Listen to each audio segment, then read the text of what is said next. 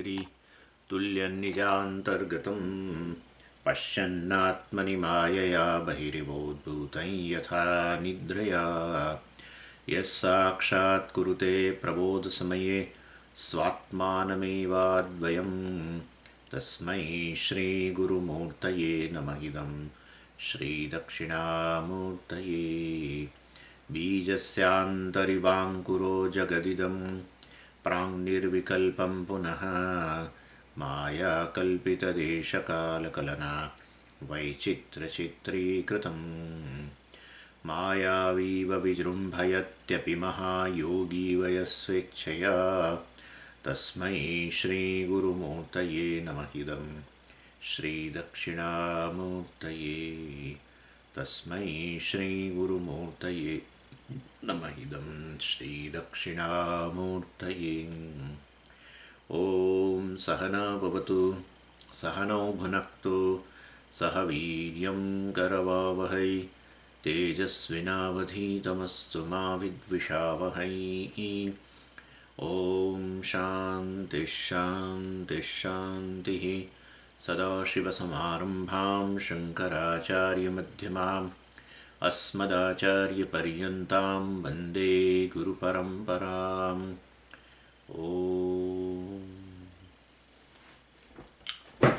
ઉપનિષદની અંદર તૈતિર ઉપનિષદમાં અત્યારે આ સત્યમ જ્ઞાનમ અનંતમ બ્રહ્મ જે એની ચર્ચા ચાલી રહી છે, એમાં આપણે ભાષ્ય જોઈ રહ્યા છે ને એમાં કહેવામાં આવ્યું કે આ બ્રહ્મ જે છે વાસ્તવની એ ખરેખર જ્ઞાનમ બ્રહ્મ એટલે જ્ઞાનનો અર્થ અહીંયા જ્ઞાતા વગેરે ન કરવો જોઈએ.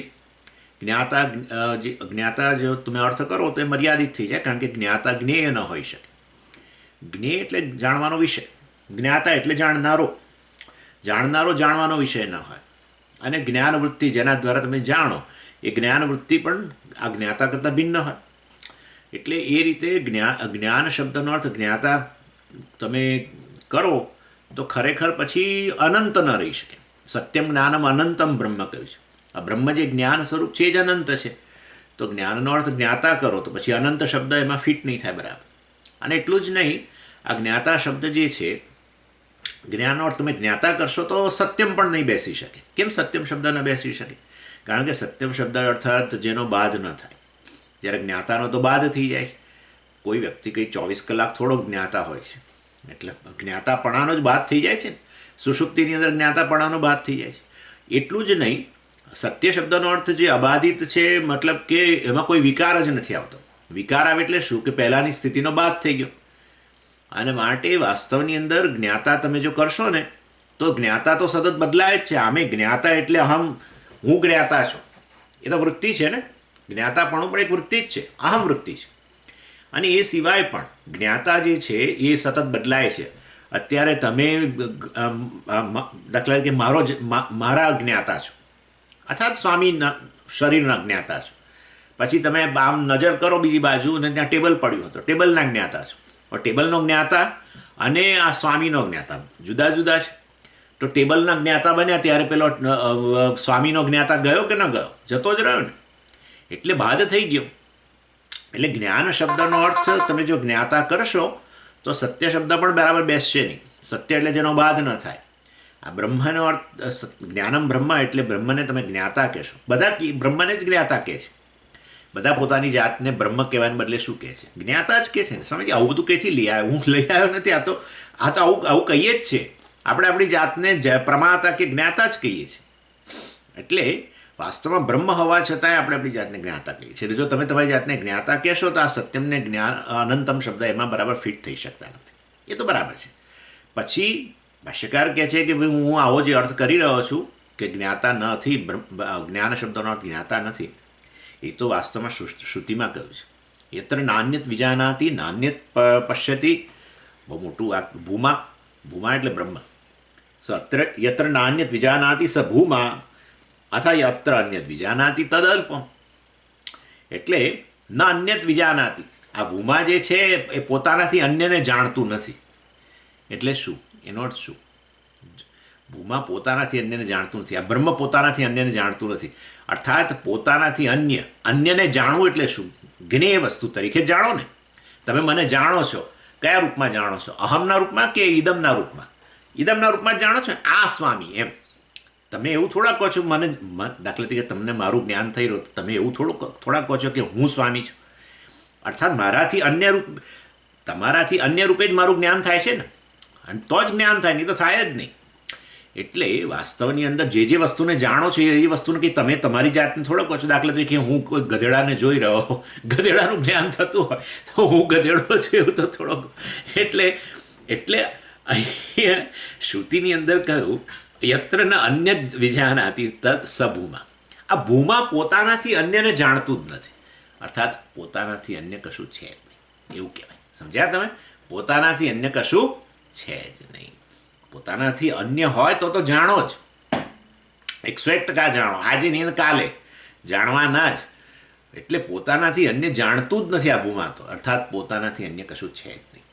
તો પછી એ ભૂમાનો અર્થ તમે જ્ઞાતા કરશો, બ્રહ્મનો અર્થ જ્ઞાતા કરો તો એનાથી અન્ય જ્ઞેય હોવાનું જ છે. એટલે કહે છે ભાષ્યકાર કહે છે હું આ જ્ઞાન શબ્દનો અર્થ સત્યમ જ્ઞાનમ અનંતમમાં જ્ઞાન શબ્દનો અર્થ જ્ઞાતા નથી કરતો. એનું પાછળ વાસ્તવમાં શ્રુતિ જ પોતે જ કહે છે. શ્રુતિ કહે છે કે આ ભૂમા કે બ્રહ્મ જે છે એ પોતાનાથી અન્ય જાણતું નથી, અર્થાત જ્ઞેય રૂપે જાણતું જ નથી. અને જો એ જ્ઞેય રૂપે જાણતું હોત તો પોતે કોણ હોય? જ્ઞાતા હોય ને. અને માટે વાસ્તવમાં આ કહે છે કે આ ભૂમા કે બ્રહ્મ જે છે એ જ્ઞાતા નથી. માટે જ્ઞાન શબ્દનો અર્થ જ્ઞાતા ન કરી શકાય. શેમાં? સત્યમ જ્ઞાનમ અનંતમ. સમજાય છે ને આ વસ્તુ? બરાબર, હું માનું છું કે સમજાતી જ હશે. એટલે ઘણા લોકો ગઈ વખતે બૂમ કરી મૂકી હતી, સ્વામીજી તમે તો બહુ બધું અઘરું બોલવા માંડ્યા. આ તો આપણે આખો શિક્ષાવલી બધું પૂરું કરી દીધું. ઇનફેક્ટ તૈત્તિરીય ઉપનિષદની અંદર આ મોટો ક્લાસ આપણો અમદાવાદની અંદર મેક્સિમમ લોકો આની અંદર આવતા હતા. બૂમ થઈ ગઈ, પણ એ ઘણા વખતે પાછું આવ્યા હાથમાં. એનીવે, એટલે કહેવાનો આશય છે કે આ જ્ઞાન શબ્દનો અર્થ જ્ઞાતા ન કરી શકાય. એના માટે શ્રુતિનો સપોર્ટ છે. સારું, પછી પૂર્વ પક્ષ. ભાષ્યકારની આ સ્ટાઇલ છે. ભાષ્ય એટલે એ ભાષ્યનું આ લક્ષણ છે. પૂર્વ પક્ષ ઊભો કરવો, એનો ઉત્તર આપવો વગેરે. નાન્યત વિજાનાતિ ઇતિ વિશેષ પ્રતિષેધાત આત્માનમ વિજાનાતિ ઇતિ ચેત. એટલે ઇતિ ચેત એટલે જો તમે આવું કહેશો તો એમ. એટલે પછી ઇતિ ચેતને બાજુએ રાખો. હમણાં ઇતિ ચેત તો સિદ્ધાંતિ બોલશે. શું પૂર્વ પક્ષી શું કહે છે? ન અન્યત વિજાનાતિ ઇતિ વિશેષ પ્રતિષેધાત આત્માનમ વિજાનાતિ. પોતાનાથી અન્ય જાણતું નથી એવું શ્રુતિએ કહ્યું ને? હા, એવું કહ્યું. હા, તો બરાબર છે. એટલે વિશેષ પ્રતિષેધાત એટલે વાસ્તવની અંદર પોતાનાથી અન્ય વસ્તુને નથી જાણતું, એનો અર્થ કે પોતાને જાણે છે. એવું ન કરી શકાય. પોતાનાથી અન્યને નથી જાણતું, બરાબર છે. વિશેષ પ્રતિષેધ કર્યો આ રીતે. પ્રતિષેધ એટલે નિષેધ. આ રીતે વિશેષપણે એનો આવો બાદ કરવામાં આવ્યો. એટલે અર્થાત અન્ય વસ્તુનું જ્ઞાન એને નથી થતું, એવી રીતે એનો બાદ કરવામાં આવ્યો. જરૂર તો પણ પોતાને તો જાણે છે, એવું આપણે કેમ ન કરી શકીએ? એટલે આ ભૂમાનું લક્ષણ જે છે, બ્રહ્મનું લક્ષણ, છાંદોગીમાં ભૂમા કહ્યું અને વળી તૈત્તિરીયમાં બ્રહ્મ કહ્યું, આ કોઈ જગ્યાએ આત્મા કહ્યું. ભાઈ એક જ વસ્તુ છે. પેલામાં બ્રહ્મન શબ્દ છે, નકારાંત નપુંસકલિંગ શબ્દ છે, અને આ ભૂમન શબ્દ છે એ પણ નકારાંત શબ્દ છે. એની અર્થ એક જ છે. એટલે વાસ્તવની અંદર આત્માનમ વિજાનાતિ, પોતાને જાણે છે એવું કરવું જોઈએ. આ એનો અર્થ લેવો જોઈએ. તમે કેમ આવો અર્થ નથી લેતા? આપણે કહ્યું એ ભાઈ તમે શેની ચર્ચા પર ચડી ગયા? અહીંયા ચર્ચા આખી તો આ ભૂમાનું લક્ષણ, બ્રહ્મનું લક્ષણ આપવાની જવાબદારી આવી ગઈ હતી. કોને આવી ગઈ હતી? સનતકુમારને. કેમ? કારણ કે પૂછ્યું પછી તો કહેવું પડે ને. કોણે પૂછ્યું? નારદજીએ પૂછ્યું. ભૂમાનમ વિજિજ્ઞાસે, ભૂમાનમ ભગવો વિજિજ્ઞાસે. હે ભગવાન, મારે ભૂમાને જાણવું છે. તો પછી ભૂમાનું લક્ષણ કરવું, ભૂમાની વ્યાખ્યા આપવી જોઈએ. લક્ષણ એટલે વ્યાખ્યા. ભૂમાનું લક્ષણ આપવું જોઈએ. માટે આ ભૂમાનું લક્ષણ અપાઈ રહ્યું છે. યત્ર ન અન્યત વિજાનાતિ ન શૃણોતિ ન પશ્યતિ એક્સેટ્રા સ ભૂમા એમ કરીને આ ભૂમા છે જ્યાં એ પોતાનાથી અન્યને જોતું નથી, અન્યને જાણતું નથી, અન્યને સૂંઘતું નથી, અન્યને સાંભળતું નથી. અર્થાત પોતાનાથી અન્ય કંઈ નથી. એ રીતે ભૂમા સર્વવ્યાપી છે, અનંત છે. એ રીતે વ્યાખ્યા આપે છે. પોતાનાથી અન્ય કશું જ નથી. પોતાનાથી અન્ય કશું ના હોય તો પછી સર્વવ્યાપી જ થઈ ગયું. પોતાનાથી અન્ય હોય ને તો પોતે મર્યાદિત થઈ ગયું ને અન્ય મર્યાદિત થઈ ગયું. સમજી ગયા?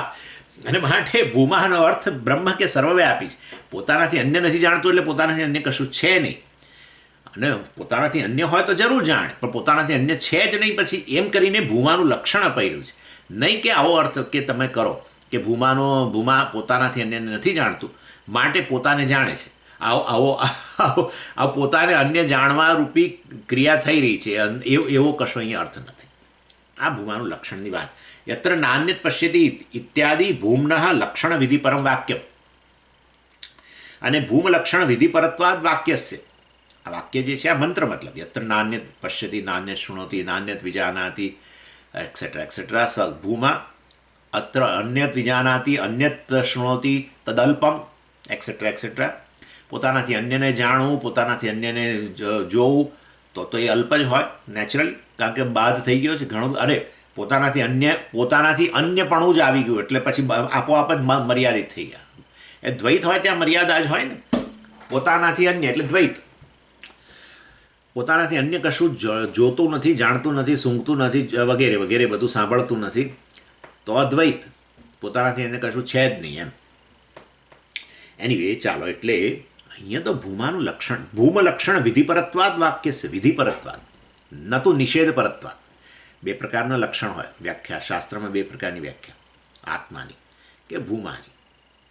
અને એ છે, એક છે વિધિપરત, એટલે જેમાં તમે નન્નો ના જુઓ. નન્નો ના દેખાય તમને.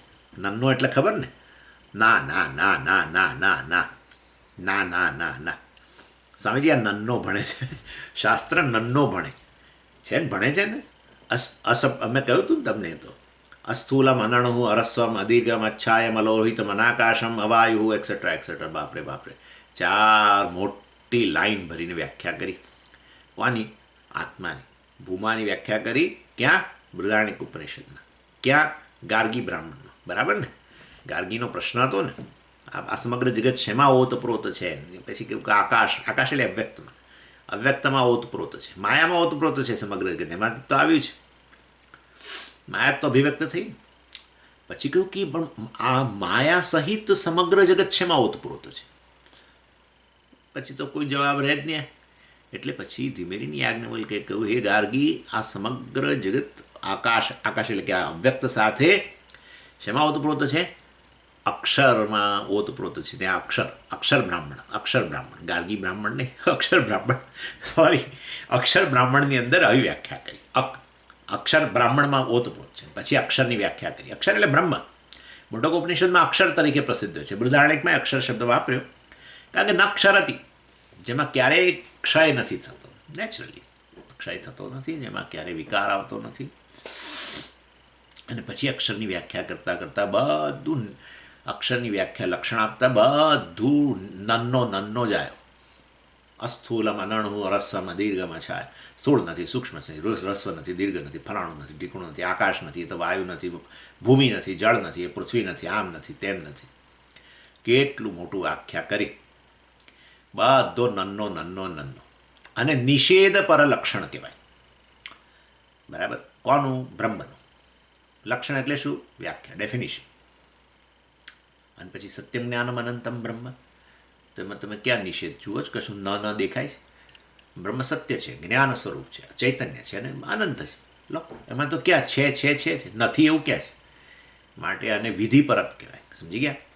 એટલે આમ તો ભૂમલક્ષણ વિધિપરત્વાદ વાક્ય છે. ભૂમલક્ષણ જે છે એ ભૂમનું મતલબ આ પ્રકારની વ્યાખ્યા વાસ્તવની અંદર કરવામાં આવે છે. બધે નિષેધ જ રહેલો છે. બહુ સાચું કહું તો આ તો ખાલી ઉપર છલ્લું. હા, સત્યજ્ઞાનમ અનંતમમાં નિષેધ જ છે. સત્ય શબ્દ દ્વારા આપણે કહીએ છીએ, જેને તમે સત્ય કહો છો ને સામાન્ય રીતે, સત્ય શબ્દથી તમે ને હું પરિચિત છીએ. અને માટે એ સત્ય શબ્દનો અર્થ તમારા મારા મનમાં જે છે ને એ બ્રહ્મને લાગુ પડે એવો નથી પણ. અને એ રીતે જ્ઞાન શબ્દ પણ નિષેધ જ કરે છે. એટલે આપણા મનની અંદર સત્ય શબ્દની જે પરિચિતતા છે, શબ્દના અર્થની પરિચિતતા જે છે એનો નિષેધ કરે છે એકચ્યુઅલી આ વ્યાખ્યા. એટલે નિષેધ પરક જ છે આમ તો. અને જ્ઞાન શબ્દ દ્વારા બતાવે છે કે બ્રહ્મ જ્ઞાન સ્વરૂપ છે, ચૈતન્ય છે, માટે આ જડ વસ્તુનો બાદ થઈ ગયો. હા, જળ વસ્તુનો અનંત, બ્રહ્મ અનંત છે, માટે પરિચ્છિન્નતાનો બાદ થયો. અને એ રીતે બધું આમ તો સાચી રીતે કહું તો એ ત્યાં નિષેધ જ છે. બધી બ્રહ્મનું લક્ષણ આપવામાં મહદઅંશે નિષેધ જ છે. એ તો ઉપર છેલ્લું તમને આમ તમે જુઓ તો તમને પેલામાં એકમાં નન્નો દેખાય ને એકમાં ન દેખાય એવું. એટલે આ મતલબ કે અહીંયા પણ ભૂમ લક્ષણ વિધિ પરત્વાત, એટલે ભૂમ લક્ષણ જે છે એને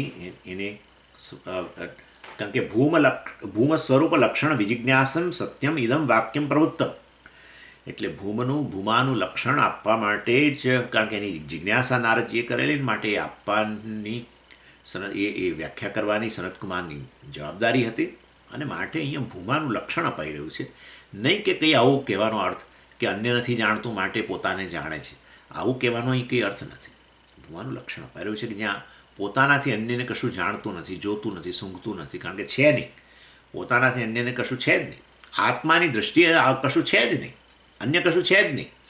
માટીની દ્રષ્ટિએ આખું હજારો ઘડા નામની કોઈ વસ્તુ જ નથી. માટીની દ્રષ્ટિએ કોઈ કોડિયાઓય નથી, માટીની દ્રષ્ટિએ 500 કોડિયાએ નથી, માટીની દ્રષ્ટિએ 1000 ઘડાએ નથી, માટીની દ્રષ્ટિએ કોઈ હાથી ઘોડાએ નથી. માટી કે છે હું મારાથી અન્યને કશું જોતી જ નથી એમ કે છે. હા, એવું છે, પોતાનાથી અન્યને કશું જોતું જ નથી એમ. એટલે નારદજીની ઈચ્છાને અનુરૂપ અહીંયા ભૂમાનું લક્ષણ અપાયેલું છે. અને માટે એનો બીજી કોઈ રીતે એનો અર્થઘટન ન કરવું જોઈએ. પણ તમે આવું અહીંયા નિષેધ યત્ર નાન્યત વિજાનાથી નાન્યત પશ્યતિ નાન્યત શૃણોતી, પોતાનાથી અન્યને જોતું નથી, સાંભળતું નથી, પોતાનાથી અન્યને વિચારતું નથી ને જો એવું આમ નિષેધ કેમ તમે આવું કરો છો? કંઈક સારું આમ જરા હકારાત્મક બોલો ને. બધું તમારું વલણ આખું પહેલેથી જ આમે શાસ્ત્રનું અને શાસ્ત્રમાં રચ્યા પચ્યા રહેનારા બધા સ્વામીઓ જે છે ને આ બધા આવા જ છે. બસ કોઈ પણ વસ્તુની આપણે વાત કરીએ એટલે તરત એનો નકારાત્મક જ એમનો અભિગમ હોય. અમે કહીએ કે કેવું સરસ ખાંડવીમાં સુખ રહેલું છે તો તરત ક્યાં વિષયમાં ક્યાં સુખ છે, આમ ને તેમને ફલાણું છે આવો. એટલે હંમેશા નકારાત્મક લોકો છે આ બધા સ્વામીઓ નકારાત્મક. એટલે અમે એમનાથી દૂર રહીએ છીએ. આ તમારામાં હું હવે જોઈ શકું છું કે આવી ગયું છે એવું. આ બધું મારું ઉમેરો છે ભાઈ. એટલે ભાઈ આવું નન્નો ભણવા પાછળ કારણ છે. નન્નો ભણવા પાછળ બહુ મોટું કારણ છે. એટલે નકારાત્મક અભિગમ નથી. શાસ્ત્રનો નકારાત્મક અભિગમ તમને તમારા જીવનમાં મોટામાં મોટો બેનિફિટ કરવા માટે છે ભાઈ. નકારાત્મક અભિગમથી નુકસાન થાય સામાન્ય રીતે વ્યવહારમાં. અહીંયા નકારાત્મક અભિગમથી ફાયદો થાય મોટામાં મોટો. એવો મોટો ફાયદો કે ના પૂછોની વાત. હા, ઇનફેક્ટ તમે નકારાત્મક અભિગમ અપનાવી લીધેલો છે. તમે જે નથી એ વસ્તુને તમે માની લીધેલી છે ને માટે નકાર કરવાની જરૂર પડી છે. તમે જે નથી વાસ્તવમાં એ વસ્તુને તમે તમારી જાતને માનો છો અને માટે શાસ્ત્રની મોટી જવાબદારી બને છે એ નકારવાની. એ ન નકારો તો તમે તમારા વિશે જે અભિપ્રાય ધરાવો છો એ ચાલુ જ રાખશો.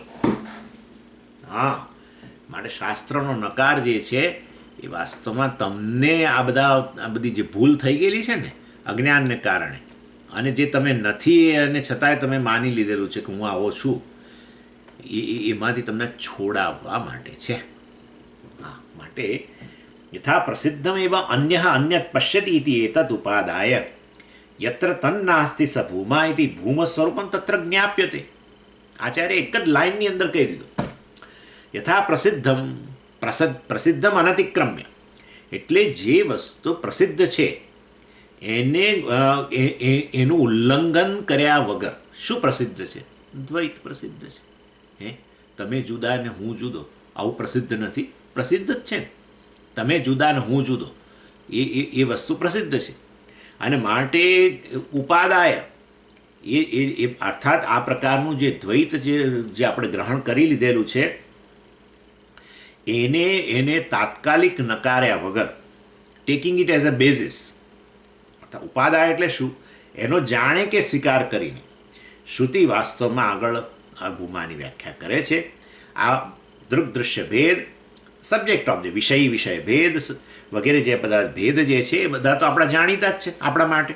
તમે જુદા અને હું જુદો આવું કોણ નહીં કે? હું તમને પૂછું કે તમે જુદા કે નહીં મારાથી, તમે કોણ સ્વામીજી આવું તો કે પૂછાતું હશે? આ તો કંઈ પૂછવાની વસ્તુ છે, તમે આવું કહો મને.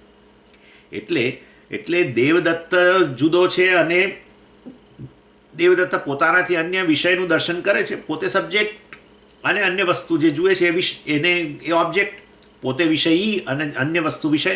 આવો વિષયનો ભેદ તો પ્રસિદ્ધ જ છે બધા જ લોકોમાં. એટલે આ પ્રકારનો ભેદ જ્યાં રહેલો નથી એ વસ્તુ ભૂમા છે, એ કેવું છે. જ્યાં આવો ભેદ રહેલો નથી એ ભૂમા છે. અને એટલા માટે એ દ્રષ્ટિએ આ ભૂમા જે છે એને તમે એક દ્રષ્ટાના રૂપમાં ન લઈ લો, જ્ઞાતાના રૂપમાં નહીં લઈ લો, શ્રોતાના રૂપમાં નહીં લઈ લો. કારણ કે તમે દ્રષ્ટા, શ્રોતા વગેરે પ્રમાતા તમારી જાતને કહેશો, અને એ રીતે વિષય પોતાને તમે કહેશો, તો તમારાથી અન્ય શ્રવણનો વિષય શબ્દ તમારાથી અન્ય બનશે, કે દર્શનનો વિષય કોઈ રૂપરંગ અન્ય બનશે. અને માટે આ રીતે વાસ્તવમાં જે આ ભેદ કે દ્વૈત, આ પ્રકારનો દ્રષ્ટા, દ્રશ્ય, શ્રોતા અને શ્રાવ્ય, આ બધી વસ્તુઓનો ભેદ તો પ્રસિદ્ધ છે. એ પ્રસિદ્ધ ભેદનું ગ્રહણ કરીને શ્રુતિ કહે છે કે ભાઈ જ્યાં આ પ્રકારનો ભેદ રહેલો નથી એ વાસ્તવમાં ભૂમા કે આત્મા છે.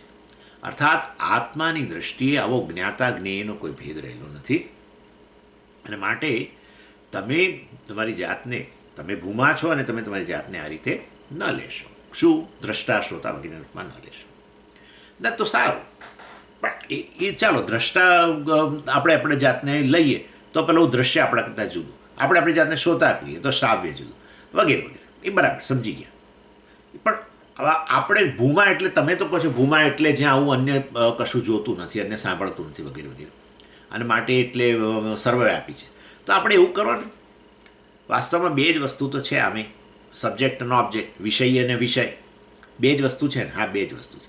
અને ભૂમા આ મોટું, સૌથી મોટું તમે કહો છો, સર્વવ્યાપી, પોતાનાથી અન્યને જોતું નથી વગેરે. તો એમ જ કરો ને, ભૂમા આ વિષય ને વિષય બંનેના રૂપમાં છે એમ કહી દો ને, પતી ગયો. વિષય નથી, કેવળ વિષય નથી. અને વિષય કહો તો વિષય એનાથી જુદો થઈ ગયો. અર્થાત સબ્જેક્ટ તમે તમારી જાતને કહો તો ઓબ્જેક્ટ જુદો થઈ ગયો. તમે તમારી જાતને પ્રમાતા કહો તો પ્રમેય વિષય અલગ થઈ ગયો. તમે તમારી જાતને દ્રષ્ટા કહો તો દ્રશ્ય અલગ થઈ ગયું. તમે તમારી જાતને શ્રોતા કહો તો પેલો શબ્દ, શ્રાવ્ય વસ્તુ તમારાથી અલગ થઈ ગઈ. અને જ્યાં આવો ભેદ નથી તે ભૂમા છે. દ્રષ્ટા, દ્રશ્ય વગેરેનો ભેદ નથી એ ભૂમા છે.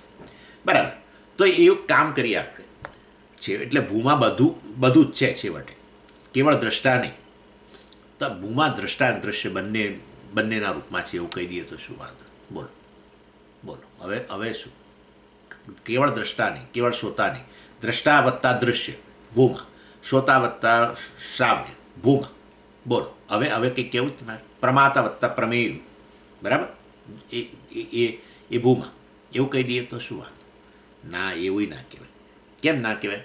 કારણ કે વાસ્તવની અંદર બંને એક સાથે ન હોઈ શકે. જે દ્રષ્ટા હોય એ જ વખતે દ્રશ્ય હોય. આવું હોય કોઈ દાડો? જોયું તમે? દ્રષ્ટા અને દ્રશ્ય કેવા હોય? જુદા જુદા જ હોય. તો દ્રષ્ટાંત દ્રશ્યને ક્યાં એક જગ્યાએ કેવી રીતે ભેગા કરી શકો? જે તદ્દન ભિન્ન વસ્તુઓ છે એને એક જગ્યાએ કેવી રીતે ભેગા થાય? હે ને? એટલે ભૂમા વાસ્તવમાં દ્રષ્ટા અને દૃશ્ય બંને એક જ કાળે, આવું તો કદી હોય જ નથી. ભૂમા શ્રોતા અને શ્રવણનો વિષય, જે શ્રાવ્ય વસ્તુ, એ બંનેના રૂપમાં એક જ કાળે, આવું તો કદી હોય જ નહીં. કારણ કે જે દ્રષ્ટા હોય એ દૃશ્ય ન હોય, જે શ્રોતા હોય એ શ્રાવ્ય ન હોય. અને માટે વાસ્તવની અંદર આ ખરેખર તો આ ભૂમાએ આ બંનેનું ઉલ્લંઘન, બંનેનું અતિક્રમણ કરેલું હોવું જોઈએ. ભૂમા બંનેનું અતિક્રમણ કરીને બંનેના રૂપમાં રહેલું હોય. એ તમે શું બોલ્યા? આ કંઈ સમજાયું નહીં. અતિક્રમણ કરીને પાછું બેના રૂપમાં, હમણાં તો ના પાડી બેના રૂપમાં નથી, હવે કહો છો પાછું અતિક્રમણ કર્યા પછી રે એ અતિક્રમણ. હા, કારણ કે ભૂમાનું સ્વરૂપ એવું છે ને કે એ કશું છે જ નહીં. દ્રષ્ટાએ નથી, શ્રોતાએ નથી, પ્રમાતાએ નથી, કશું નથી. ભૂમા તો ઉપર ઉઠેલું છે, ઉપર. ભૂમાનું સ્વરૂપ જ એવું છે કે અસંગ છે. દ્રષ્ટાપણું એમાં નથી, ને દૃશ્યપણું નથી, ને શ્રોતાપણું નથી, ને શ્રાવ્યપણું નથી. અને ભૂમા સર્વવ્યાપી છે. અને માટે એ દ્રષ્ટા દૃશ્ય બંનેના રૂપમાં રહેલું છે. અતિક્રમણ કરીને બંનેના રૂપમાં રહેવું એટલે શું? એટલે એનો અર્થ એવો થાય કે વાસ્તવિક રીતે દ્રષ્ટા કે દૃશ્ય નથી. કારણ કે વાસ્તવિક રીતે જે દ્રષ્ટા હોય એ જ કાળે દૃશ્ય ન હોઈ શકે. વાસ્તવિક રીતે જો શ્રોતા હોય એ જ કાળે શ્રાવ્ય વસ્તુ પણ ન હોઈ શકે. અને માટે વાસ્તવમાં ખરેખર તો ભૂમા સ્વરૂપથી ન દ્રષ્ટા છે ન દૃશ્ય છે, ન શ્રોતા છે ન શ્રાવ્ય છે, ન પ્રમાતા છે ન પ્રમેય છે. અને માટે ભૂમા તો ખરેખર સર્વવ્યાપી વસ્તુ છે. અને સર્વવ્યાપી હોવાને કારણે આ બંનેમાં વ્યાપેલું છે, પરંતુ આ બંને મિથ્યા છે. મિથ્યા રૂપે બંને વસ્તુ એક જગ્યાએ હોય. હા, મિથ્યા રૂપમાં હોય. દ્રષ્ટા મિથ્યા એટલે શું? કેવળ દેખાવ, સાચુકલું ભૂમા દ્રષ્ટા અને સાચુકલું દ્રશ્ય આવું ના હોય. દ્રષ્ટા અને દ્રશ્ય બંને એક જ જગ્યાએ એક કાળે ન હોય. આ જ વેદાંતનું કેન્દ્ર આ છે. આ સમજાય તો વેદાંત સમજાય. આ ન સમજાય ત્યાં સુધી વેદાંત નથી જ સમજાય. વેદાંતનું સિદ્ધાંત આ છે બસ, કે વાસ્તવની અંદર હું ઉપર ઉઠેલો જ છું. અસંગોહમ અસંગોહમ અસંગોહમ પુનઃ પુનઃ સચ્ચિદાનંદ રૂપોહમ એક્સેટ્રા એક્સેટ્રા એક્સેટ્રા. પછી જે હોય તે અસંગોહમ અસંગ છું. અસંગ એટલે આ ટ્રાન્સેન્ડ. અસંગ થતો નથી. લોકો એવું માને છે કે હું અસંગ થઈ જાઉં. કશું તમારું સ્વરૂપ જ તમે અસંગ જ છો. અને માટે અસંગ હોવાને લીધે દ્રષ્ટાય નથી ને દૃશ્ય નથી, અર્થાત એના ગુણધર્મોથી તમે વિલક્ષણ છો. અને અસંગ રહીને તમે આ બંનેના રૂપમાં દેખાવ છો, દ્રષ્ટા અને દૃશ્યના રૂપમાં. દ્રષ્ટા દૃશ્ય તમારાથી અભિન્ન છે. દ્રષ્ટા દૃશ્ય મિથ્યા છે, અને મિથ્યા દ્રષ્ટા અને દૃશ્ય ભેગા હોય ચાલે, કારણ દેખાવ છે, સાચા નહીં. એટલે દ્રષ્ટા અને દૃશ્ય વાસ્તવની અંદર અભિન્ન છે. આ બ્રહ્મથી કે આત્માથી કે ભૂમાથી. આત્મા બંનેના રૂપમાં છે, પણ બંનેના રૂપમાં સાચા નહીં. આત્મા તો અસંગત છે, અને વાસ્તવમાં આ દ્રષ્ટા અને દૃશ્ય વગેરે જે છે એ મિથ્યા છે. ભૂમા કે આત્મા સત્ય છે. એટલે વાસ્તવમાં બે આ રીતે રહી શકાય. દ્રષ્ટા દૃશ્ય બંને એક જ જગ્યાએ વિરુદ્ધ વસ્તુઓ હોય, પણ કેવળ દેખાવના રૂપમાં હોય તો બંનેનું સત્ય ભૂમા કે આત્મા છે. એટલે મિથ્યા હંમેશા આ સત્ય પર જ અવલંબતું હોય, એનાથી અભિન્ન હોય. સત્ય હંમેશા મિથ્યાથી ઉપર ઉઠેલું જ હોય. ઉપર ઉઠે નહીં. આમ પેલો દ્રષ્ટાને આવતા જુએ એટલે આત્મા આમ ઉપર ઉઠી જાય, કે જેથી પોતાને સ્પર્શ ના થાય. આવું કશું નથી. હા, આત્માના પેલું દ્રષ્ટાને આવતો જુએ એટલે આમ આત્મા ઉપર ઉઠી જાય. ઘણા લોકો આવું કરે છે ને, પોતે આમ જાણે પોતાને કશું લાગતું વળગતું નથી, એટલે સામેથી કોઈ આવતું હોય એટલે આમાં એવા આગા પાછા થઈ જાય જાણે કે અભડાઈ જવાના હોય. એવું કશું નથી. સ્વરૂપથી જ આત્મા સ્વરૂપથી જ વાસ્તવમાં સત્ય હોવાને કારણે અને અસંગ હોવાને કારણે એને કશું સ્પર્શતું જ નથી. દ્રષ્ટાના ગુણધર્મો કે દૃશ્યના ગુણધર્મો, અને સર્વવ્યાપી હોવાને કારણે દ્રષ્ટા દૃશ્યના બંનેના રૂપની અંદર એ દેખાય છે. સબ્જેક્ટ ઓબ્જેક્ટ, વિષયના રૂપમાં એ દેખાઈ રહ્યો છે, એપિયર. માટે દ્રષ્ટા અને દૃશ્ય કેવા છે? મિથ્યા. દેખાવની દ્રષ્ટિએ ભલે બંને જણા એ ભેગા હોય, વાંધો નહીં. બાકી ભૂમા વાસ્તવમાં દ્રષ્ટા પણ હોય, ને એ જ કાળે સાચે સાચ દૃશ્ય પણ હોય, ને સાચે સાચ દ્રષ્ટા પણ હોય. ભૂમા પરિવર્તિત થઈ ગયો હોય દ્રષ્ટા કે દૃશ્યમાં, એવું નથી. આ રીતે જ આત્માનો બોધ અપાય છે. આના સિવાય વેદાંતમાં કોઈ પ્રક્રિયા નથી. આચાર્ય પાસે પણ બીજી કોઈ પ્રક્રિયા નથી. તમારા સ્વરૂપ વિશે આ રીતે જે કહું એનાથી અન્ય રીતે તમારા સ્વરૂપ વિશે કહી શકાય એવું નથી. there is no other method. પછી ભલે તમે કારણ કાર્યમાં એ રીતે બતાવો સત્ય મિથ્યા, કે પછી બીજી રીતે બતાવો, પછી ભલે તમે 3 અવસ્થાઓ લો, અને અવસ્થામાં રહેલું સત્ય છેવટે આ સાક્ષી આત્માને કહો, અને અવસ્થામાં રહેલો અહંકાર જે છે એને મિથ્યા બતાવો. પણ છેવટે કારણ કાર્ય પ્રક્રિયા, અવસ્થાત્રય પ્રક્રિયા કે પંચકોશ વિવેક પ્રક્રિયા, છેવટે તો આ જ લાવીને ઊભા રહેવું પડે. શું? સત્ય મિથ્યા. મિથ્યા સત્યથી અભિન્ન, સત્ય આપોઆપ ઉપર ઉઠેલું વગેરે વગેરે. અને માટે સત્ય જ વાસ્તવમાં મિથ્યાના રૂપમાં જણાઈ રહેલું છે. મિથ્યા સત્યથી અભિન્ન એટલે શું? સત્ય જ મિથ્યાના રૂપમાં જણાઈ રહ્યું છે. સાપ મિથ્યા અને રજ્જુ સત્ય, પણ રજ્જુ જ સાપના રૂપમાં જણાઈ રહેલો છે. રજ્જુના રૂપ સાપના રૂપમાં પરિવર્તિત થયેલો નથી. સાચો સાપ નથી. એમ હવે સમજી ગયા? આ કહેવાનો આશય છે, બસ આટલું. અને માટે ભલે ને તદ્દન પરસ્પર વિરુદ્ધ વસ્તુઓ હોય, પણ સાચે પરસ્પર વિરુદ્ધ વસ્તુઓ સાચુકલી સાથે ન રહી શકે. દેખાવના રૂપમાં ભરેલું રહેતું, એમાં શું વાંધો?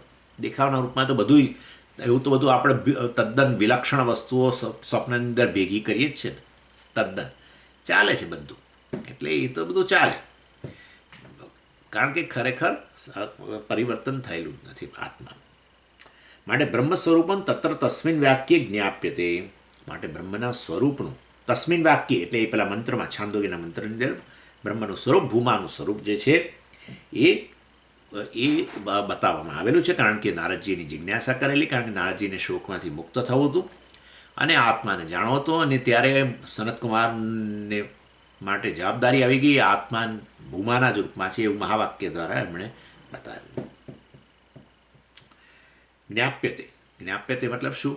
આવું બતાવવામાં આવ્યું. કોના દ્વારા? સનતકુમાર દ્વારા. કોને? નારદજી. હવે આગળ કે છે, અન્ય ગ્રહણસ્ય પ્રાપ્ત પ્રતિષેધાર્થત્વાત ન સ્વાત્મની ક્રિયા અસ્તિત્વ પરમ વાક્યમ. એટલે યત્ર ન અન્યત પશ્યતિ કહ્યું હતું ને ત્યાં, યત્ર ન અન્યત પશ્યતિ, ન અન્યત શૃણોતિ, ન અન્યત વિજાનાતિ વગેરે કહ્યું હતું. જ્યાં એ પોતાનાથી અન્યને જોતો નથી, સાંભળતો નથી, જાણતો નથી, એ વાસ્તવમાં આત્માથી અન્ય વસ્તુનું ત્યાં દર્શન વગેરે નથી. એ વસ્તુ બતાવવા માટે કરેલું. પ્રાપ્તસ્ય આત્મન અન્યસ્ય પ્રતિષેધાર્થત્વાદ વાક્યસ્ય. પ્રાપ્તસ્ય આત્મન અન્યસ્ય પ્રતિષેધાર્થત્વાદ એટલે આત્માની અંદર જે આવા સબ્જેક્ટ ઓબ્જેક્ટ ડિવિઝન જે આપણે જોઈએ છીએ, અર્થાત હું જુદો અને અન્ય વસ્તુ જુદું, આત્માની દૃષ્ટિએ એ રીતે જ કહીએ છીએ ને આપણે તો.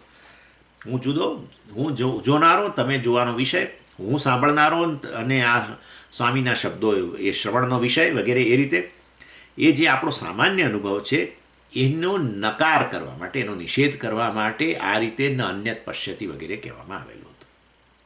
વાસ્તવમાં આત્માની અંદર એ કંઈક આ વિષયનો ભેદ બતાવવા માટે કરવામાં નહોતું આવેલું. અન્ય ગ્રહણમ જે છે ને, અન્ય ગ્રહણમ એટલે અન્ય શબ્દ, અન્યત ન પશ્યતિ, અન્યત ન શૃણોતિ. એ અન્ય શબ્દ જે છે એની અંદર એ અન્ય ગ્રહણમ એટલે અન્ય શબ્દ જે છે આ શ્રુતિના મતલબ કે છાંદોગ્યની અંદર રહેલા મંત્રની અંદર એ વાસ્તવમાં એ અન્ય શબ્દ જે રહેલો છે એ આવા પોતાનાથી અન્ય કશી વસ્તુ છે નહીં એનો નિષેધ કરવા માટે ત્યાં વપરાયેલો છે. એમાં એનો અર્થ એવો નથી કે સ્વાત્મની ક્રિયા અસ્તિત્વ પરમ વાક્ય.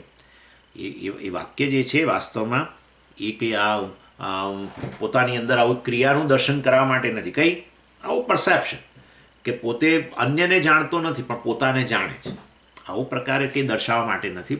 પોતાની જાતને જાણે છે, પોતાની જાતને જુએ છે, અન્ય વસ્તુને જોતો નથી, પોતાને સાંભળે છે, અન્યને સાંભળતો નથી. આવું બધું બતાવવા માટે કંઈ ત્યાં રહેલું નથી. અને એ શક્ય નથી કે પોતે પોતાને ના જાણી શકે. આ તો તમે ખરું લઈ આવ્યા. તો તમે અત્યારે શું, તમે કોને જાણવા માટે અહીંયા ભેગા થયા છો? તમે મને જાણવા માટે ભેગા થયા છો? સ્વામીને જાણવા માટે ભેગા થયા છો? તમે તમારી જાતને જાણવા માટે ભેગા? ના, અમે મારી જાતને જાણવા. તો તમે તમારી જાતને જાણી જ શકો ને. તો તમે આવું કેમ કહો છો? સ્વાત્માની ન ક્રિયા અસ્તિત્વ પર. ખરેખર વાસ્તવની અંદર પોતે પોતાને જાણતો નથી, પોતે પોતાને જાણે છે. એ વસ્તુનો નિષેધ વાસ્તવમાં કરવા માટે આ વાક્ય છે. ભૂમાનું લક્ષણ વગેરે અપાયું છે.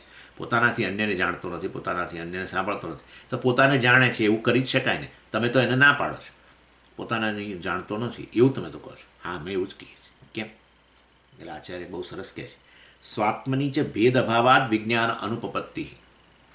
આત્મનશ્ચ વિજ્ઞેયત્વે જ્ઞાતૃ અભાવ પ્રસંગ જ્ઞેયત્વેન એવ વિનિયુક્તત્વાત સ્વાત્મની ભેદ અભાવાત વિજ્ઞાન અનુપપત્તિ. ભાષ્યકાર પૂર્વ પક્ષનું આ જે હતું વાક્ય કે આત્મા પોતાને તો જાણે છે, અન્યને નથી જાણતો, એવું જે પૂર્વ પક્ષીએ કહ્યું એને નકારવા માટે કહે છે સ્વાત્મની ચ ભેદ અભાવાત. પોતાની અંદર ભેદ હોય તો વાસ્તવમાં તમે તમારી જાતને જાણી શકો, હે ને?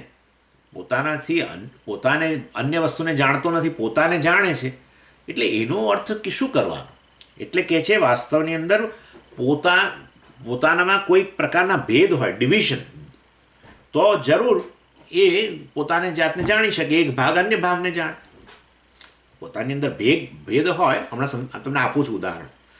પોતાની અંદર ભેદ હોય તો જરૂર તમે જાણી શકો, પણ આત્મામાં કોઈ ભેદ જ નથી. આત્મા વસ્તુ જ અદ્વૈત છે, અદ્વય વસ્તુ છે. આત્માથી અન્ય કશું નથી, અને માટે આત્મામાં સ્વયંમાં પાછું કોઈ ભેદ નથી. સજાતીય વિજાતીય સ્વગત ભેદ રહિત છે, અને માટે ખરેખર એ આ પ્રકારે પોતાનામાં ભેદ હોય તો એક ભાગ સબ્જેક્ટ બને, બીજો ભાગ ઓબ્જેક્ટ બને, એક ભાગ વિષયી બને અને એક ભાગ વિષય બને. જરૂર જાણી શકે પોતે પોતાને, પણ આવો કોઈ ભેદ જ નથી. માટે વિજ્ઞાન અનુપપત્તિ, અને માટે આત્મા પોતાને જાણે છે એવું કદી શક્ય બને નહીં, કારણ કે આત્મામાં કોઈ ભેદ જ નથી, જેને કારણે એક ભાગ વિષયી, એક બીજો ભાગ વિષય વગેરે બનીને જાણે. પછી આચાર્ય કહે છે આત્મનશ્ય વિજ્ઞેયત્વે જ્ઞાતૃભાવ પ્રસંગ. અને તમે કહો કે આત્મા પોતાને જાણે છે એટલે આત્મા જ્ઞેય બન્યો અને આત્મા જ્ઞાતાય બન્યો. આવું તો કેવી રીતે હોય? આત્મા જ્ઞાતાય બને અને આત્મા જ્ઞેય પણ બને, એવું ન બને. એટલે કે છે આત્મનશ્ય વિજ્ઞેયત્વે, જ્ઞેયત્વે. જો આત્માને તમે કહેશો કે જ્ઞેય છે, જાણવાનો વિષય છે, તો પછી આ જ્ઞાતૃ અભાવ પ્રસંગ, તો પછી જ્ઞાતા કોણ? આત્માને તમે જ્ઞેય કહો, જાણવાનો વિષય કહો, તો પછી જ્ઞાતા કોણ? કારણ કે જે જ્ઞાતા હોય એ જ્ઞેય ન હોય. આપણે જોઈ ગયા હમણાં, જે જ્ઞેય હોય એ જ્ઞાતા ન હોય. હવે આત્માને તમે જાણવાનો વિષય કહો, જ્ઞેય કહો, તો પછી જ્ઞાતા કોણ? કારણ કે તમે કહો છો કે આત્મા પોતાને જાણે છે. પૂર્વપક્ષી કહ્યું ને, અન્યને નથી જાણતો, માટે પોતે પોતાને જાણે છે. તો પછી આત્મા જાણવાનો વિષય બની ગયો. તો આત્માને જાણવાનો વિષય જ્ઞેય બન્યો, તો પછી હવે જ્ઞાતા કોણ છે? જાણનારો કોણ છે? મોટો પ્રસંગ, મોટી મુશ્કેલી ઊભી થઈ ગઈ હવે તો. એટલે આપણને એવો પ્રશ્ન થશે હવે, આ તો આ ક્લાસ ચાલશે ત્યારે જ કે હા એ વાત સાચી છે કે હું કહું છું કે હું તો આત્માને જાણવા માટે અહીંયા ક્લાસમાં આવ્યો, તો આ તો હવે જાણનારો કોણ અને જાણવાનો વિષય કોણ? જાણવાનો વિષય આત્મા અને જાણનારો આત્મા. આવું તો હોતું હશે? આવું તો આપણે કોઈ જગ્યાએ મેં તો નથી જોયું. જાણવાનો વિષય અને જાણનારો એક કદી ના હોય તો જ્ઞાન જ ન થાય. હંમેશા જાણવાનો વિષય આપણાથી ભિન્ન જ હોય અને જાણનારો જુદો હોય. જાણનારો અને જાણવાનો વિષય જુદા હોય તો જ એ જાણવાના વિષયનું જ્ઞાન થાય, નહીં તો ન થાય. અને તમે કહો ને આત્માને આત્માનું જ્ઞાન થાય, સારું ચાલો, આત્માને આત્માનું જ્ઞાન થાય, તો પછી આત્મામાં ભેદ હોવા જોઈએ, જેમાં પછી એક જ્ઞાતા બને ને બીજો ભાગ જ્ઞેય બને. પણ એવો તો ભેદ એ નથી પાછો. એ તો મોટામાં મોટી મુશ્કેલી છે, હે ને? એટલે એકમ એવા અદ્વિતીયમ. આત્મા એક અને અદ્વિતીય છે. સજાતીય ભેદ નહીં, વિજાતીય ભેદ નહીં, સ્વગત ભેદ. આત્મામાં કોઈ અવયવ નથી જેને કારણે એક અવયવ બીજા અવયવને જાણે. એટલે આ તો બહુ મોટી મુશ્કેલી. આત્મજ્ઞાન છે શું વસ્તુ? આ એનીવે ચાલો, એ તો એટલે આ જ્ઞાતૃ અભાવ પ્રસંગ. આત્મા જ્ઞાતા નહીં રહી શકે. જો આત્માને જાણવાનો વિષય કહી દેશો, જ્ઞેય કહેશો, તો પછી જ્ઞાતૃ અભાવ પ્રસંગ. એટલે એવી પ્રસંગ એટલે આવી સિચ્યુએશન ઊભી થશે કે જેમાં જ્ઞાતાનો અભાવ થઈ જશે. અને સ્વામી એવું ના બને કે જો આત્મા જાણવાનો વિષય હોય તો અનાત્મા જે છે એ જાણનારો બને. એ ક્યાં બાત કરતે?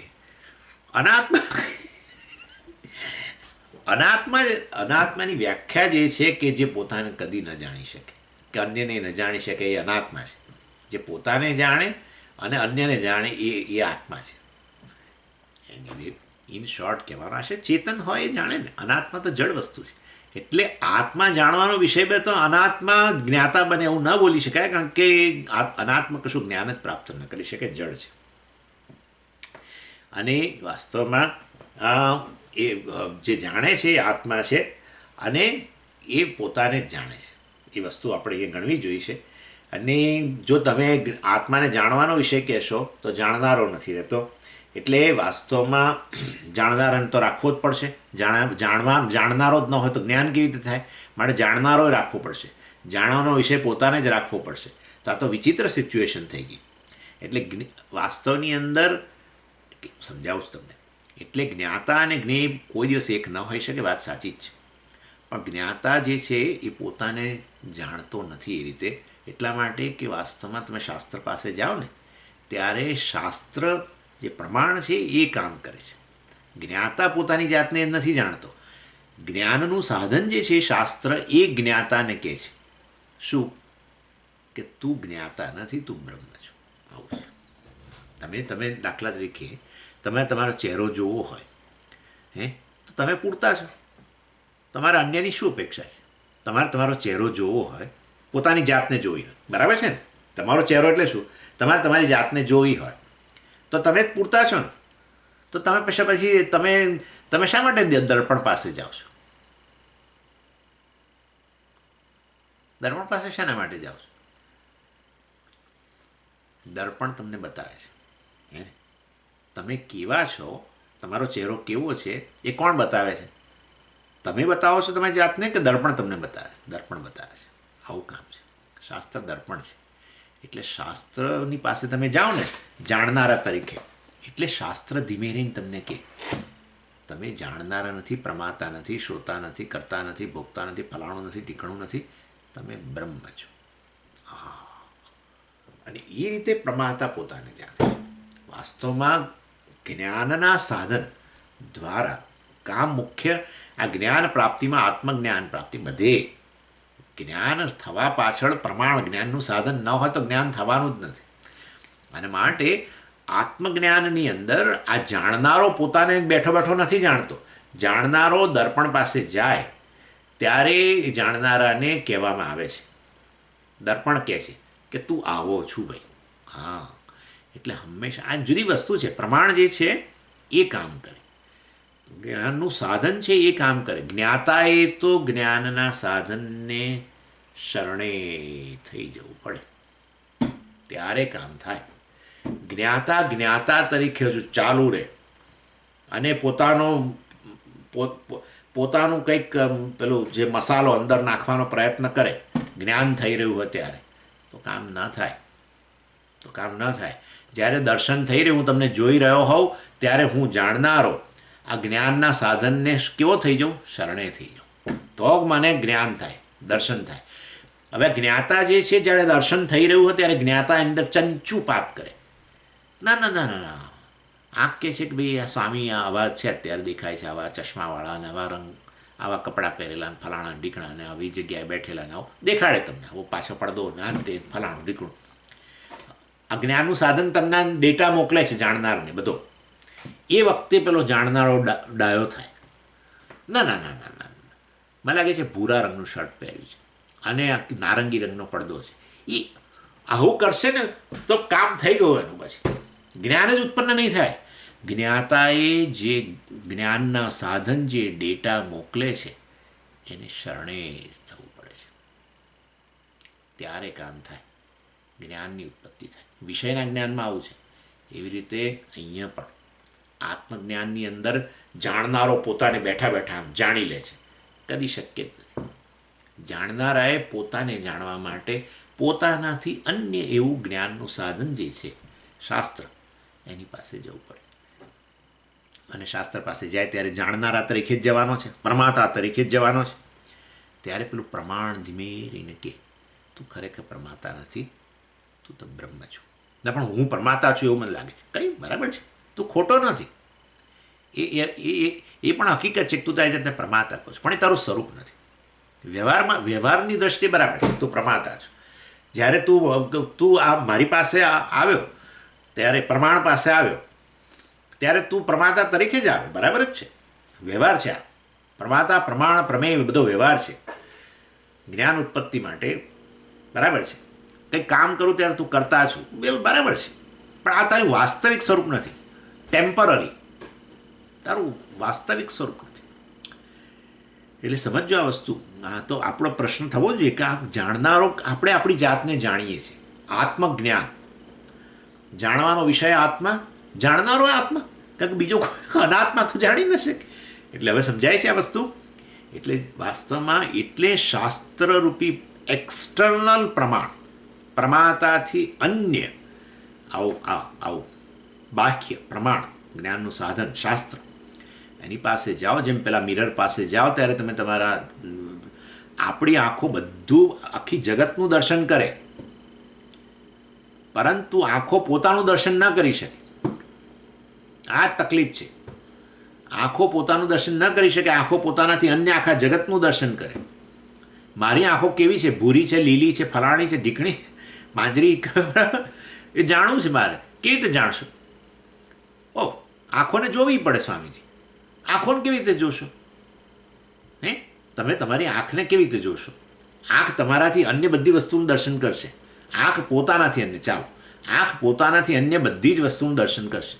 આંખ બીજાની આંખોનું દર્શન કરશે, બીજી આંખોનું દર્શન કરશે, પણ એ આંખ પોતાનું દર્શન ન કરી શકે. આવું જ છે. શું કરીએ? તો શું કરવાનું? અન્ય જ્ઞાનનું સાધન હોવું જોઈએ જે બતાવે કે તમે કેવા છો. એટલે આંખ જે છે કેવી છે એ જાણવા માટે આંખે ક્યાં જવું પડે? દર્પણ પાસે. ત્યારે દર્પણ એને કહે, ઓ તું તો લીલા રંગની વગેરે જે હોય તે કે એ વખતે એને કહેવામાં આવે. સમજો, પ્રમાણ કામ કરે. જ્ઞાનનું સાધન જે છે પોતાના વિષયની અંદર જ્ઞાન પ્રાપ્ત કરવા માટે એણે બહારના કોઈક પ્રમાણનો, દર્પણ વગેરેનો આશરો લીધો. એ રીતે શાસ્ત્ર દર્પણ. અને પછી ગુરુ તો આવે જ. ગુરુઓ તો કોઈ પણ રીતે અંદર આવી જાય. હા, પેકેજમાં ગુરુઓ તો કોઈ પણ રીતે અંદર એન્ટર તો થઈ જ જઈએ. અમારાથી જુદા રહીને તમને જ્ઞાન ન થાય. અમારો તો તમારે પેકેજમાં સમાવેશ કરવો જ પડે. જ્યારે તમે શાસ્ત્ર હાથમાં લઈને આવો ને, દર્પણ હાથમાં લઈને આવો એટલે અમે કંઈક ઊભા રહો. દર્પણમાં તમે ના જોશો તમારી જાતને. તમને ખબર જ નથી દર્પણ કેવી રીતે પકડવું. તમને અરીસો પકડતા નથી આવડતો. આમ ઊંધો પકડે. પેલો ભાગ એમની બાજુ રાખે. પેલો ચળકતો ભાગ જે છે એ વાસ્તવમાં ઊંધી દિશામાં રાખે, અને પેલો પાછળનો ભાગ પોતાની સામે રાખે, અથવા આમ રાખે, આમ કરીને આમ એંગલ રાખે, પોતે દેખાય નહીં એવું રાખે. એટલે પછી આમ બરાબર વ્યવસ્થિત પકડવો પડે, કે જેમાં એ બરાબર પોતાનો ચહેરો જોઈ શકે, અને પાછો પ્રકાશ પડતો એ રીતે રાખવો પડે. આ બધું પકડવાનું કામ જે છે, દર્પણ પકડવાનું કામ, એ ગુરુઓ કરે. એટલે એના વગર ન થાય. સમજ્યા તમે? એટલે શાસ્ત્ર તો છે, પણ શાસ્ત્રની અંદર કેવી રીતે આ આત્માના સ્વરૂપનું વર્ણન કર્યું છે એની સ્પષ્ટતા મંત્રનો અર્થ વાંચવાથી તો ક્યાં આવે છે. માટે મંત્રમાં રહેલો જે અર્થ, જે શબ્દોનો અર્થ વગેરે છે, એ શબ્દનો અર્થ એક સંદર્ભ રચીને એ શબ્દનો અર્થ તમારી આગળ પ્રગટ કરવા પડે. એને કહેવાય પકડ, દર્પણ. એનીવે, એટલે અહીંયા કહે છે આચાર્ય જ્ઞેયત્વ, આત્મનશ્ચ વિજ્ઞેયત્વે જ્ઞાતૃભાવ પ્રસંગ જ્ઞેયત્વેન એવ વિનિયુક્તત્વાત. અને માટે જ્ઞેયત્વેન વિનિયુક્તત્વાત, અર્થાત કારણ કે આત્માને જ તમે જ્ઞેયના રૂપમાં બતાવો છો, તો પછી એ જ્ઞાતાના રૂપમાં ન હોઈ શકે. જ્ઞાતૃભાવ પ્રસંગ. અને મેં તમને હવે બતાવી દીધું. આ તો ખાલી આ પ્રશ્નનું અહીંયા આચાર્ય કે અત્યારે સમાધાન નથી કરતા, મેં તમને કહી દીધું, કારણ કે તમને પ્રશ્ન થશે જ. જો આત્મા જ્ઞેય હોય, જાણવાનો વિષય હોય, ઉપનિષદ દ્વારા અમે અમારી જાતને જાણીએ છીએ, તો આત્મા તો જ્ઞેય બન્યો. તો હવે જાણનારો કોણ? ના, જાણનારો આત્મા. એ શક્ય ના હોય. જ્ઞાતા જે હોય એના કરતાં જ્ઞેય ભિન્ન છે. અને માટે મેં કહ્યું કે જ્ઞાતા પોતાની જાતને બાહ્ય જ્ઞાનના સાધન પ્રમાણ દ્વારા જાણે છે, અહીંયા શાસ્ત્ર. અન્ય કિસ્સામાં પોતાની જાતને જાણવા, જેમ દર્પણ, એવી રીતે. ચાલો, પૂર્વ પક્ષ. એક એવ આત્મા જ્ઞેયત્વેન જ્ઞાતૃત્વેન ચ ઉભયથા ભવતિ ઇતિ ચેત. એટલે હવે આચાર્ય હવે આગળ જાય છે. આપણે તો પહેલાં જવાબ આપી દીધો. આત્મા જાણવાનો વિષય ને આત્મા જ જ્ઞાતા, આવું કોઈ દાડો હોય? એક એવા આત્મા જ્ઞેયત્વેન જ્ઞાતૃત્વેન ઉભયથા ભવતિ, આવું કોઈ દિવસ હોય? આવું પૂર્વ પક્ષી પૂછે છે. સિદ્ધાંતિ કહે છે ન, શક્ય ના બને. યુગપદ અનંશત્વાત. યુગપદ સાયમલ્ટેનિયસલી, સાથે અનંશત્વાત. આત્માની અંદર બે અંશ નથી. જેમાં બે અંશો હોય ને ત્યાં પોતે પોતાની જાતને જાણે એવું આવે. હા, દાખલા તરીકે હવે તમને કહું, પોતે પોતાની જાતને જાણી શકો. દાખલા તરીકે તમારા શ્વાસ ચાલે છે, એ તમારાથી જુદા જ નથી, તમે જ છો. અને જાણનારો, તમારા શ્વાસને જાણનારા કોણ? હું જ. અને શ્વાસ કોણ? એ તમે. બીજું, દાખલા તરીકે હું આમાં ખંજવાળતો હોઉં, ખંજવાળનારો કોણ? હું જ. અને કોને ખંજવાળું છું? પોતાની જાતને જ. એટલે શક્ય છે કે નહીં? શક્ય છે ને. ખંજવાળનારો પોતે અને ખંજવાળ જેને ખંજવાળો છો એ પોતે. શ્વાસ જે ચાલી રહ્યા છે એનો જાણનારો એ પોતે, અને શ્વાસ એ પોતે જ. ના, શ્વાસ સ્વામીજી મારાથી જુદા છે. એ ભાઈ, શ્વાસ તમારાથી જુદા હોય ને તો તમે આ બોલવા માટે જ ન રહ્યા હોત. એટલે શ્વાસ તમારાથી જુદા થઈ જાય તો તમે બોલનારા જ રહ્યા. એટલે જે બ્રિધિંગ ચાલી રહ્યું છે એ હું જ છું, અને એ બ્રિધિંગનો જાણકાર હું જ છું. તો આ તો છે તો ખરું, શક્ય લાગે છે. હા, વાત સાચી તમારી, આ તો શક્ય તો છે. હા, જાણનારો હું અને જાણવાનો વિષય પણ હું. જાણવાનો વિષય બ્રિધિંગ, જાણનારો હું. ખંજવાળવાનો વિષય પણ હું અને ખંજવાળનારો પણ હું છે. અને એવી રીતે આત્મા જાણવાવાળો અને જાણવાનો વિષય એવું કેમ ન હોય? હું તમારી પાસે જવાબની અપેક્ષા રાખું છું. તમારી પાસે જવાબની તો જવાબની અપેક્ષા રાખતા હો તો બધાને અનમ્યુટ કરો. ચલો, પછી અમે હમણાં જવાબ આપી દઈએ તમને. બધાને મ્યુટ કરીને બેસે, અમને બધાને ચૂપ કરી દીધા છે ને પાછા પ્રશ્નનો જવાબ પૂછો. જુઓ, ક્યાં શક્ય બને? દાખલા તરીકે ખંજવાળનારો હું, અને જેના પર જેને ખંજવાળું છે એ હું. એ કયો હું? આત્મા ખંજવાળનારો, અને આત્મા ખંજવાળવાનો વિષય કે હું બરાબર શરીર. બરાબર. જ્યારે તમે હુંને શરીર કહેતા હો તો શરીરમાં તો ભાગ છે. શરીરમાં અંશ રહેલા છે કે નહીં? અવયવો છે કે નહીં? બરાબર છે. એટલે જ્યાં એક જ વસ્તુ જેને તમે અવયવવાળી કહેતા હો તેમાં એક અવયવ આવી ક્રિયા કરનારો અને અન્ય વસ્તુ કર્મ, ક્રિયાનો વિષય શક્ય છે. જ્યારે તમે કહો કે શ્વાસ લેનારો જે છે, શ્વાસ ચાલી રહ્યા છે એ જાણનારો હું છું, અને શ્વાસ પણ હું છું વગેરે. બરાબર. ત્યાં પણ વાસ્તવમાં બે અંશ છે. શ્વાસ ચાલે છે એ પ્રાણ શક્તિ છે. બરાબર ને? પ્રાણ. અને જાણનારો જે છે એ મન છે. બરાબર છે? હા. એટલે મન જાણે છે, જેને જ્ઞાન શક્તિ કહો, ચાલો. અને પ્રાણ છે ક્રિયાશક્તિ છે. જ્ઞાન શક્તિ અને ક્રિયાશક્તિ ભિન્ન ખરા કે નહીં? હા. એટલે અથવા તમે કહો કે જ્ઞાન અને વાસ્તવની અંદર આ પ્રાણ, અર્થાત મન અને પ્રાણ બે ભિન્ન વસ્તુ છે. એટલે બે અવયવો છે. ઇન શોર્ટ, મન જાણનારું અને પ્રાણ છે જાણવાનો વિષય, અને બે બરાબર છે. પણ આત્મામાં શું? આત્માનો કોઈ અંશ જ નથી. આત્મા વાસ્તવમાં નિરવયવ છે. આત્માના કોઈ અવયવ જ નથી, જેને કારણે આત્માનો એક અવયવ બીજા અવયવને જાણીને પછી એવું છેવટે કે હું પોતાને જાણું છું એવું કહે. એવું અહીંયા છે નહીં. અને માટે આત્મા વાસ્તવની અંદર જે નિરવયવ છે, બ્રહ્મ છે, નિરંશ છે, અને એને કારણે ખરેખર તો એની અંદર આવી રીતે જાણનારો અને જાણવાનો વિષય એ બંને એ વસ્તુ એક ના હોઈ શકે. Undivided whole. પૂજ્ય સ્વામીજી હંમેશા કહેતા, આત્મા ઇઝ અનડિવાઇડેડ હોલ. કોઈ પ્રકારનો વિભાગ નહીં, પૂર્ણ. એટલે આત્માને જ્ઞાતા અને જ્ઞેય કહું તો એમાં શું ખોટું છે? નહીં, જરાય ખોટું નહીં. પહેલાં મેં કહી દીધું તમને. આત્મા અને જ્ઞાતા કહો ને જ્ઞેય કહો, બંને કહો, વાંધો નહીં, પણ મિથ્યા રૂપે કહો, કોઈ ચિંતા નહીં. That's all. આત્માને દ્રષ્ટાએ કહો અને દૃશ્ય કહો, સાચુકલા નહીં. સાચુકલો દ્રષ્ટા અને સાચુકલું દ્રશ્ય એક જ વસ્તુ ના હોય છે. જુદું જ હોય, પણ મિથ્યા રૂપે, દેખાવના રૂપમાં બધું હોય, ચાલે. અને આ રીતે વાસ્તવમાં આત્મા તો જ્ઞાતા અને જ્ઞેય એવો ભેદ ધરાવતું જ નથી. ખરેખર વાસ્તવમાં એ બંનેના રૂપમાં કેવળ જણાય છે. જ્ઞાતા અને જ્ઞેય રૂપી વિભાગ ધરાવતો આત્મા ન હોય, કારણ કે આત્મા કેવો છે? વિભાગ વગરનો છે. નિર્વિકલ્પ કયો આપણે, નિર્વિકલ્પ. કોઈ વિકલ્પો જ નથી. આનું નામ વિકલ્પ. જ્ઞાતા, જ્ઞેય, જ્ઞાન વૃત્તિ આ બધા વિકલ્પો કહેવાય. ઇનફેક્ટ આ લોકો સમાધિ માટે નિર્વિકલ્પ શબ્દ વાપરે. અર્થાત જ્યાં જ્ઞાતા, જ્ઞેય અને જ્ઞાન વૃત્તિ શમી ગઈ. કેવી રીતે? એટલે શમી જાય એટલે શું થાય સ્વામીજી? સમાધિમાં શું થાય એવું જરાક કહો ને. કશું ના થાય. આ જ્ઞાતા જે હોય ને એ જ્યારે ધ્યાન શરૂ કરે ને ત્યારે જ્ઞાતા, ધ્યાતા કહેવું જોઈએ આપણે. ધ્યાતા, એ ધ્યાતા અને ધ્યાનનો વિષય જુદા જુદા. ધીરે ધીરે ધીરે ધીરે ધ્યેયનું સતત ધ્યાન થવાને કારણે. અને ત્રીજું પેલું ખરું પાછું, હા, હું ધ્યાન કરી રહ્યો છું, એ પણ ખરું. એ બધી સભાનતા હોય.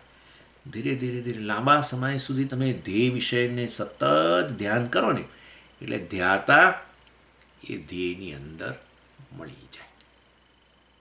બસ કેવળ ધ્યેય રહી જાય. ધ્યાતા ધ્યેયની અંદર મળી જાય એવી સભાનતા પણ જતી રહે કે હું ધ્યાન કરી રહ્યો છું, એ સભાનતા એને એ રીતે ધ્યાતા ધ્યાન વૃત્તિ અને ધ્યેય એક બની ગયા, એને નિર્વિકલ્પક કહેવાય. કેવળ ધ્યેય રહી જાય. એટલે આ લોકો જે લોકો ધ્યાન કરતા હોય ને ભગવાનનું, એ શરૂમાં ધ્યાન કરે ત્યારે હું ભગવાનનું ધ્યાન કરું છું, મારા મનમાં અત્યારે ભગવાનના આકારની વૃત્તિ છે, ધ્યાન ચાલી રહ્યું છે, બધું હોય. પરંતુ ધીરે ધીરે સતત ભગવાનનું એ ધ્યાન કરતા રહેવાને કારણે આ ધ્યાતા પોતાની સભાનતા એ ગુમાવી દે અને આ ધ્યાન ચાલી રહ્યું છે એવી સભાનતા પણ જતી રહે. કેવળ ધ્યેય, કેવળ ઈશ્વર રહી જાય, જે પણ જે રૂપમાં હોય કેવળ એ જ રહી જાય.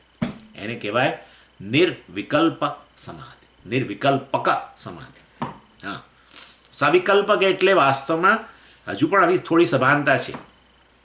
ધ્યાતા ધ્યેયનો ભેદની સભાનતા, ધ્યાતા ધ્યેયનો ભેદ જ ન દેખાય, કેવળ ધ્યેય જ રહી જાય. આવું બને ખરું? બને જ છે, બધી બહુ જગ્યાએ બને છે. ક્રિકેટ મેચ જોઈએ ત્યારે બને, અથવા આપણને ગમતી વસ્તુ કરતા હોય ને ત્યારે બને.